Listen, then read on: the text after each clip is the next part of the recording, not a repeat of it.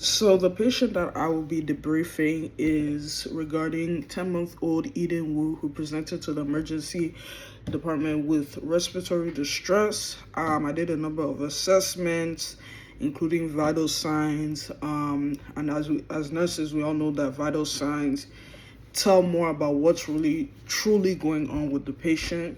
And as I took her vital signs, one of them that stood out to me was her temperature, which was at 38.5 degrees Celsius. A number of subjective data that the parents of Eden provided for me was her having a hard time breathing as expected with respiratory distress, her temperature at 101, her not being as active and as bouncy as she usually is, dehydration, and cough that has lasted for a week. And those are kind of the subjective data that stood out to me that I really had to get down to the bottom of. And during the simulation, I performed a number of interventions, including just providing medications per provider's orders, like mucolytics, helping with her hydration, starting IV fluids. I also performed the intervention of education to the parent, which was educating the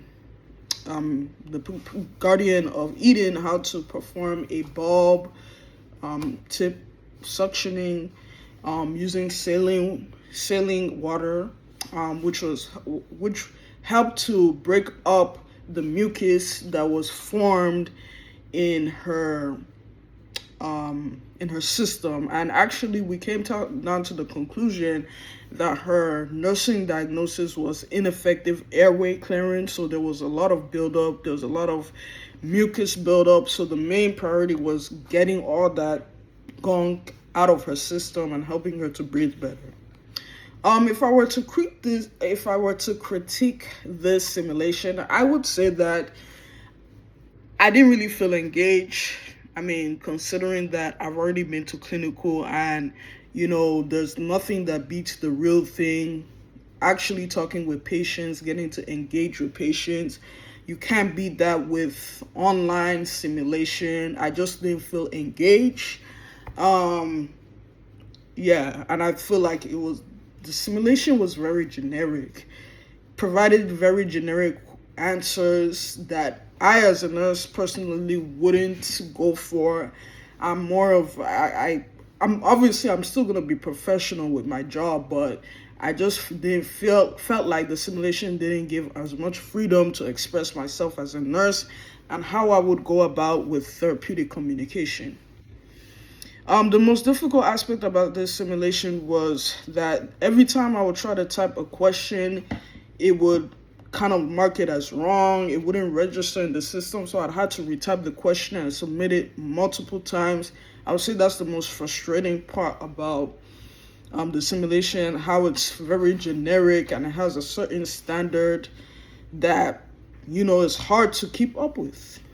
One critique that I will say about, other than the fact that I felt like I couldn't freely express myself as an upcoming nurse, I will say that it did a good job in emphasizing safety and the critical elements when it comes to culture and safety, communication and documentation, and how to give SBAR and handoff report.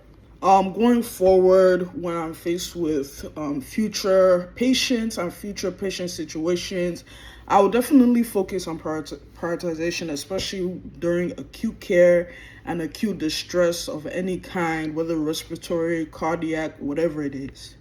Like I mentioned, this simulation emphasized the importance of precise and accurate documentation. So going forward, especially in acute care, I would make sure to give precise documentation and accurate documentation and assessment. One key takeaway is to keep my document thorough and patient-centered going forward in my clinical experience.